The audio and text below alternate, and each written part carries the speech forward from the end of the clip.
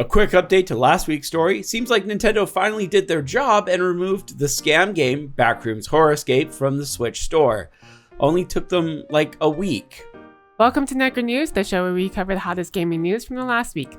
This week we're going to cover the surprise revival of Reclaim, Xbox 360 games now having the chance to come to PC, the Nacon event, and much more. So like the video so that we can get the validation we crave. Let's get into it. All Xbox 360 games now have the chance to come to PC. Sort of. On March 1st, Sonic Unleashed was recompiled and ported to PC, and while many people were excited about playing Sonic Unleashed in silky smooth 60 frames per second, the game came with some bigger, maybe more hidden news. The recompilation of the game was released on GitHub by HedgeDev, but in true Sonic fan fashion, they went above and beyond, and included in the release of the port were the tools that HedgeDev used to port the game to PC. No big deal, right? Except, the tools that he released means that any Xbox 360 game can be ported to the PC. Let's go through a list of games that can now come to the PC. Ahem.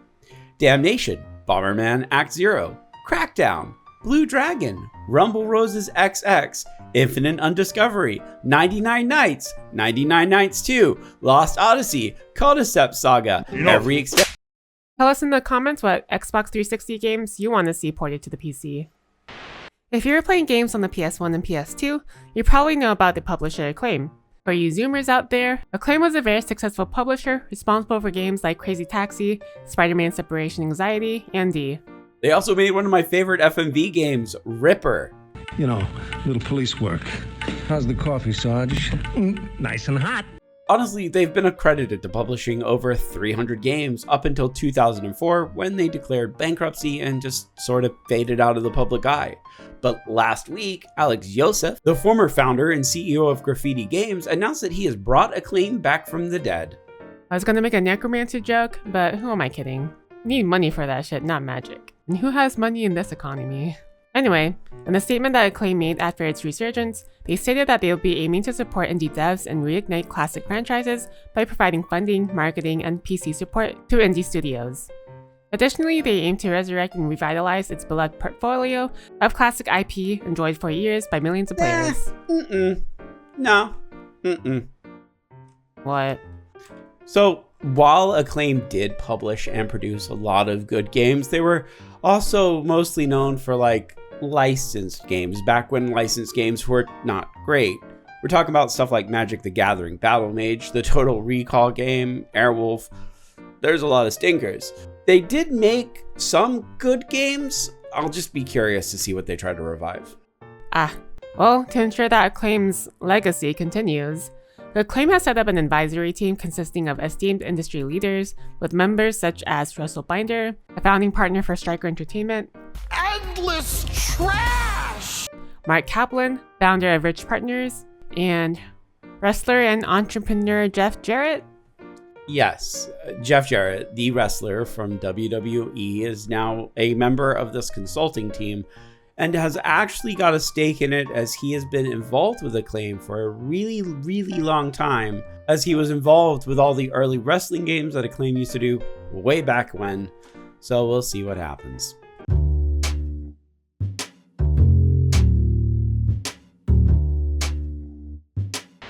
I want to say the next story only affects Brits, but considering it contains the internet, that probably isn't really the case. You see, back in 2023, the UK passed the Online Safety Act. The TLDR for that is that websites now need to constantly moderate people's interactions, and users also need to provide their age by either providing ID or some other age verification technology. The reason we're even talking about this is due to the implications. The bill goes in effect this month, and it's causing a lot of small forums to comply. And that's something that a lot of these small hobby forums are unable to do successfully. If a website is non-compliant, then they could face a fine of up to £18 million. One such website is Urban Dead, as it's being forced to shut down on May 14th after nearly 20 years of being online. The site is basically like an RP text-based game where players can either play as a survivor or zombie as they try to gain territory and scavenge for food and stuff like that. Unfortunately, since the site was created by one guy as a passion project, he stated that he has no feasible way to enforce the law, though he decided to shut it down. We want to hear your thoughts about this, boomers. Do you live in the UK, and has this affected you in any way? Have you ever played Urban Dead? Let us know in the comments. So, who is Nacon? I had to look it up. I've never, I heard the name, but I didn't remember. It's a controller company.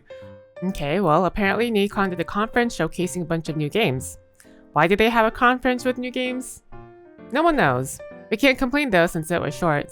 There were a lot of surprisingly interesting announcements. The first was Cthulhu: The Cosmic Abyss, which is a walking simulator that is set in the not-so-distant future, where you have to fight Cthulhu because Megacorp's mine too deep, or something. It still looks really cool. The Mound Omen of Cthulhu, which is basically Left 4 Dead, but you also hunt for treasure while in the spooky, scary jungles in the 16th century. When is the 16th century? There was also a sequel to the French JRPG Edge of Eternity called Edge of Memories. What is a French-Japanese RPG? I don't know, but it's there. Hell Is Us is a Souls-like with an emphasis on investigation, and Styx: Blades of Greed is a third game in the action stealth series Styx, where you play as a sneaky goblin. And I will never play it. The final game they announced came out of nowhere, but it's RoboCop Rogue City Unfinished Business. And the game actually comes out this year, in the summer. We just recently finished streaming the game here on YouTube, so you can check that out while we look forward to the sequel. This is it? This is the best they had? What a waste of time. Tripwire Interactive, the folks behind Killing Floor, haven't always seen eye to eye with fans. Like Skull. When it comes to how to make money. I mean, honestly though, what company does? Info does.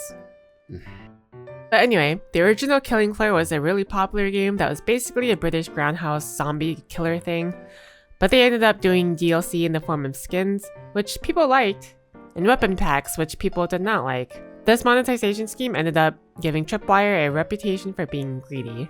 So to nip this in the bud, Tripwire promised that they weren't going to sell weapons anymore, just cosmetics for Killing Floor 2, which people were expecting the same deal as in the first game. They'll get skins for characters and weapons, but nope, they wanted to be like TF2 and added loot crates to the game while they were still in early access. It went as well as you can imagine. Loads of money, probably. No one in their audience enjoyed the loot crates, and Tripwire wasn't making any money off of them. So, to appease fans who didn't like the loot crates, they broke their promise and started selling weapon packs. But these weapon packs were not packs of weapons. No, it was $10 for one weapon and 5 lame recolors. Or, if you were a bougie bitch, you could buy the Armory Pass and get all 10 of these special weapons for $30. Yeah, no one liked this. They were shat on relentlessly for doing this, and other shitty things they did, like making community maps worse by messing with their design and layout. So they ditched KF2 and are now making KFD, which is not the gritty British groundhouse game that everyone liked, nor is it the mad sciencey second game, but instead it's like a cyberpunk zombie game thing. And for some reason they also decided to have a closed beta, and wouldn't you know it, it's bad. You don't need to know all the details, but you can think of it like they were making a hero shooter instead of a horde shooter like it originally was. Tripwire announced via their website that they've decided to postpone launching Killing Floor 3 until sometime this year. Their reasoning? They missed the mark. Apparently, the feedback from their beta made them realize that the game was not in tune with the core experience people have come to expect from Killing Floor. No. Tripwire has received full support from the Embracer Group, stating that they are working on a timeline to address many of the issues that people brought up, like the HUD, the weapon feel performance, etc. There's a theory going around some of the Killing Floor communities that state Tripwire made this beta as a proof of concept to the Embracer Group that what they wanted wasn't going to sell, basically telling the Embracer Group to stop meddling with their games. But as Skull has stated, there is not a whole lot of reason to trust Tripwire.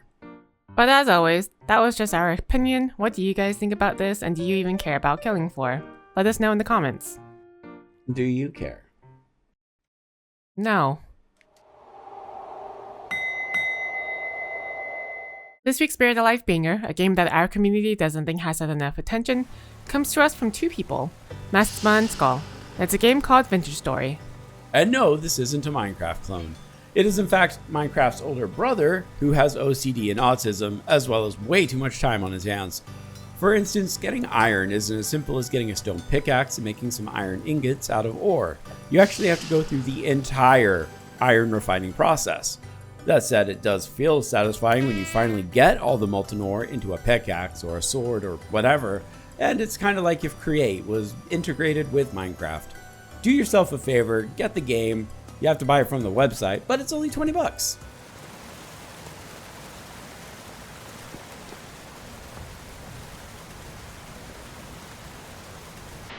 And here's our schedule for this week.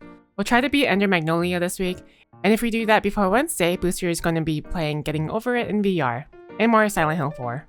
And here are the games coming out this week. Little known fact, we don't actually ever list ports as upcoming games, but seeing as Rise of the Ronin was a PS5 exclusive game that they stated would never come to PC, I figured it was worth noting that it's coming out on the 11th on PC, and I'll buy it, because it's Tecmo Koei. That's it for this week's Necro News. If you liked the video, let us know by leaving a like, and subscribe if you want. If you're not already, that's okay, we just appreciate you watching all the way through. And if you've watched the rest of the video and made it this far, post a zombie because I don't think we've had that yet. And as always, a very special thank you to our channel members. You guys really help us out. If you'd like to show your support for Necro News, becoming a member helps out the channel, and we deeply appreciate it.